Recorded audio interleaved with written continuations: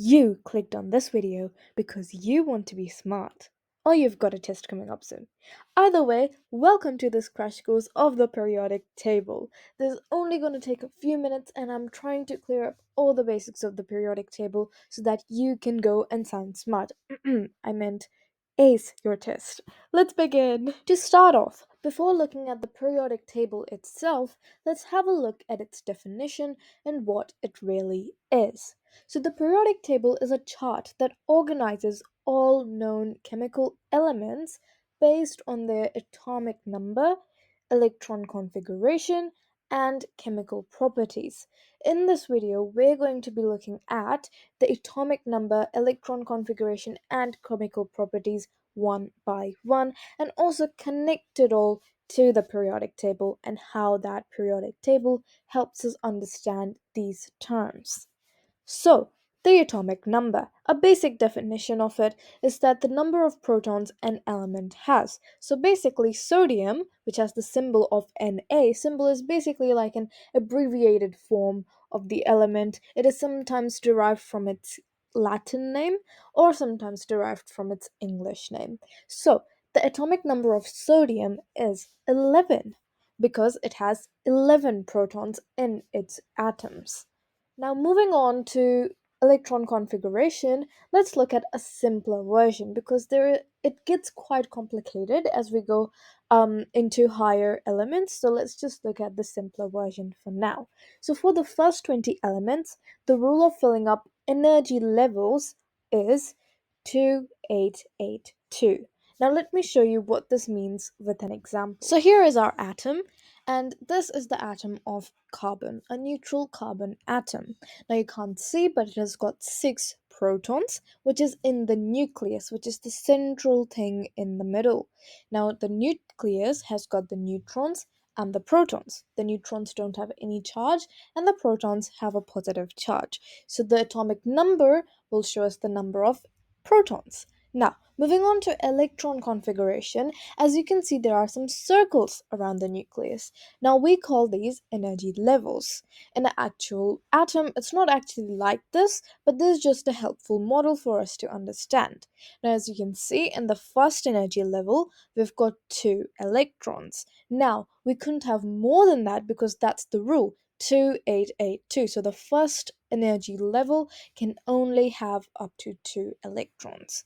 Now, in the second energy level, we've got 4 electrons, right? So here we can have more than 4, we can have up to 8 electrons in this shell.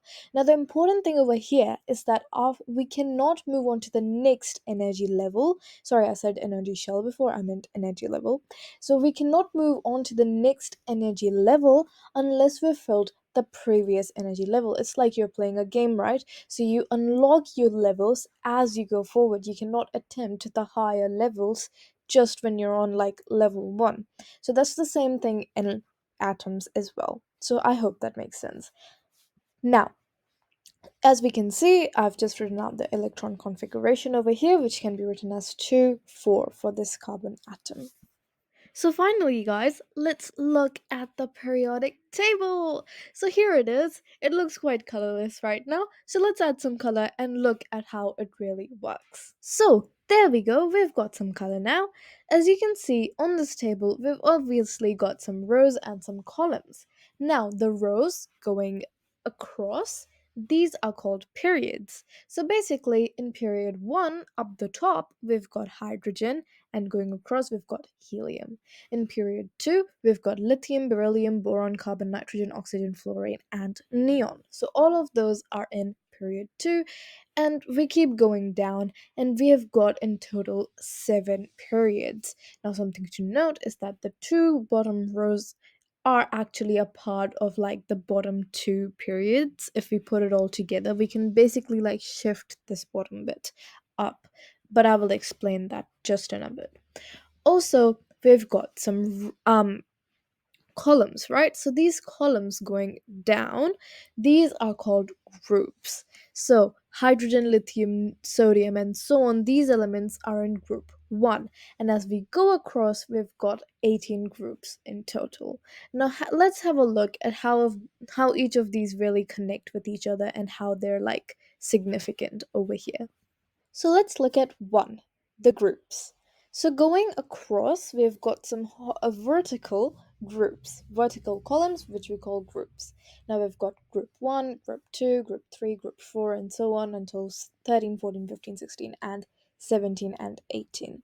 Now in the middle, we've got some elements. They're also in different groups, but let's not worry about them just yet. What the labeled ones mean is basically it shows how many valence electrons they've got. Now, valence electrons are the number of electrons an atom has in its last shell. One thing that we need to know is that an atom is more reactive if it can get a full shell easily. Basically, if in the second shell, if an atom has one electron, it means that it can basically give away that electron and now it would have a full first shell, right? So that makes this atom really, really reactive. Similarly, if we've got an atom which has like 7 electrons in its second shell, the limit is 8, it means that it can just gain 1 electron and be stable. Being stable, I mean have a full valence shell, full last energy level.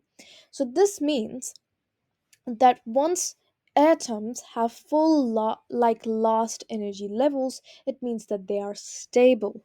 Now, using these valence electrons in groups, we can easily tell that lithium needs to give away 1 electron because it has got one valence electron. And fluorine has got 7, not 17, sorry, just the last digit of these ones here.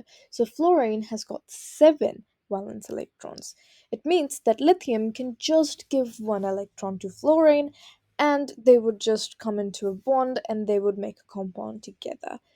Now, this is basically how this periodic table works with the groups, and this is how it can be useful to see what elements can react with which ones. Really quickly, another thing to note is that elements in the same group have similar chemical properties. Now let's quickly look at the periods in the periodic table. So basically, what each period tells us the number tells us how many energy levels these atoms have. So basically, that means that hydrogen would have only one energy level, whereas an element like magnesium would have three energy levels. Now, something to note is that we've got like 2 rows at the bottom, and their energy levels are 6 and 7, like that. Moving on, let's now look at electronegativity on the periodic table. So basically, when we go across a period, the electronegativity increases. When we go up a group, it also increases. However, if we go down a group, it will decrease. Similarly, if we go the other way on the period, it will decrease as well. These arrows show where it is increasing. What electronegativity really is the ability of an atom to attract electrons in a chemical bond.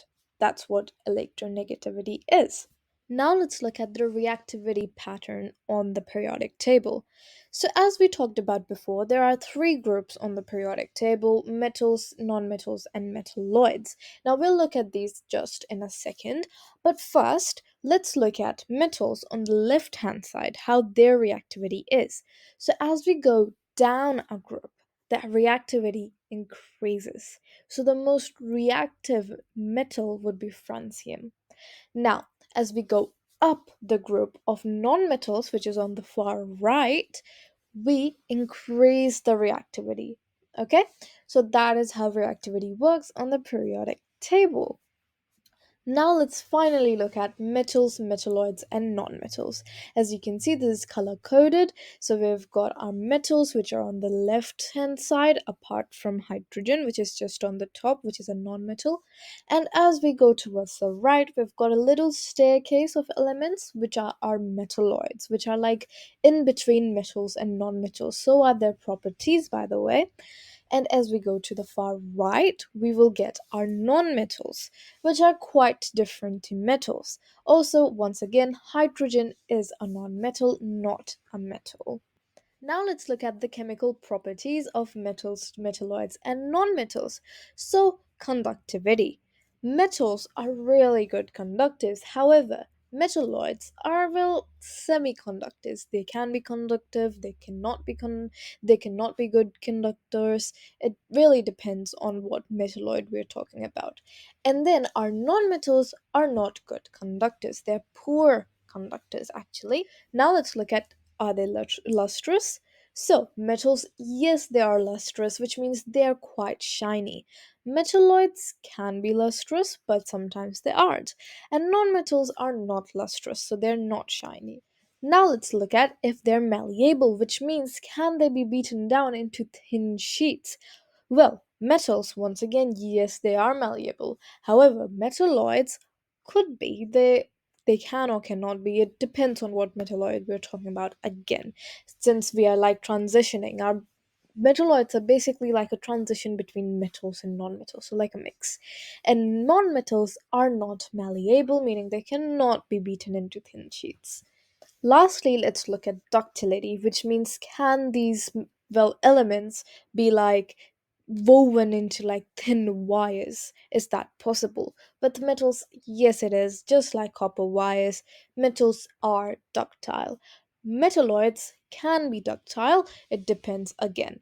And nonmetals, they're not ductile. Instead, they're actually quite brittle and they break apart really easily. They're quite soft sometimes. And nonmetals are also less dense than metals. So, here's a quick table if you want to learn a little bit more about each of these types of elements. You can have a look at this table.